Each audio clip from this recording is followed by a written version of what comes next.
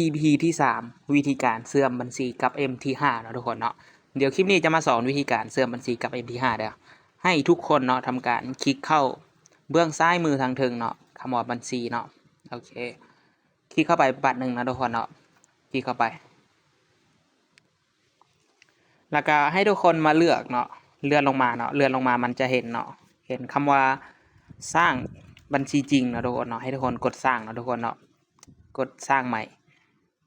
กดปุ๊บมันจะเด้งมาสู่ในหน้าต่างประมาณนี้ให้ทุกคนมาเลือกข้อมูลเนาะทุกคนเนาะแพลตฟอร์มบน MT5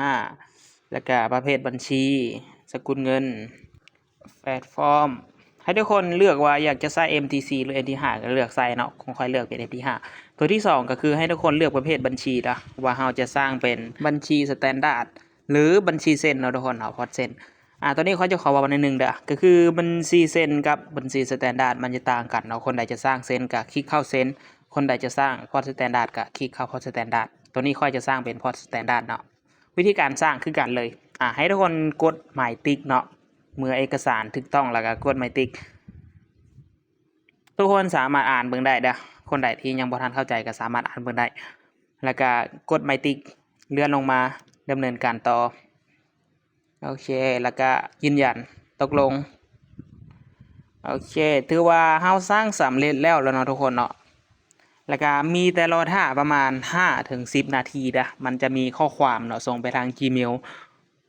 ตัวนี้มันกำลังดำเนินการอยู่เนาะรอท่าประมาณ5 ถึง 10 นาทีมันจะมีข้อความส่งไปทางอีเมลเฮาเข้ามาเบิ่งเช็คในอีเมลได้นี่คือค่อยรอประมาณ 3-4 นาทีมันก็เข้ามาเนาะทุกคนเนาะโอเคนี่มันเข้ามาปุ๊บนี่มันก็จะเห็นประมาณนี้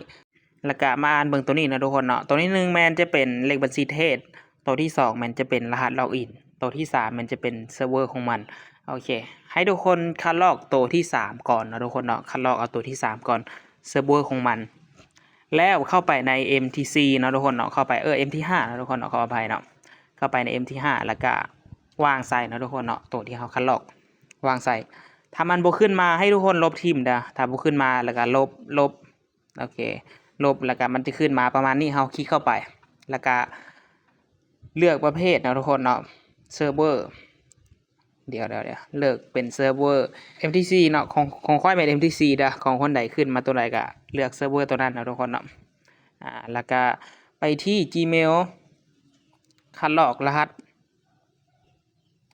แล้วก็ไปวางใส่แล้วก็ตัวสุดท้ายนะทุกคนเนาะให้ทุกคนไปคัดลอกมาวางใส่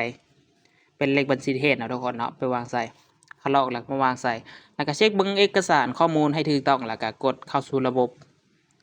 ถือว่าสำเร็จเป็นที่เรียบร้อยนะทุกคนเนาะวิธีการล็อกอินง่ายๆแบบเดียวโอเคแล้วก็ตัวนี้ถ้าคนใดที่บ่ขึ้นทองคำก็สามารถพิมพ์ค้นหาตามนี้ได้ XA W โอเคตัวที่2เด้อตัวที่1จะบ่แม่นเนาะจะต้องเป็นตัวที่2เนาะทุกคนเนาะนี่ทองคำตัวที่2ให้ทุกคนกดหมายเลขบวกกดเพิ่มแล้วก็กดออกมามันจะเห็นเนาะทุกคนเนาะนี่อยู่ลุมสุดเลยคลิกเข้าไปกับโอเคก็จะมีประมาณนี้เนาะทุกคนเนาะวิธีการล็อกอินถ้าบ่อยากพลาดคลิปใหม่ๆก็อย่าลืมกดติดตามเอาไว้เนาะทุกคนเนาะเดี๋ยวเจอกัน EP ต่อไป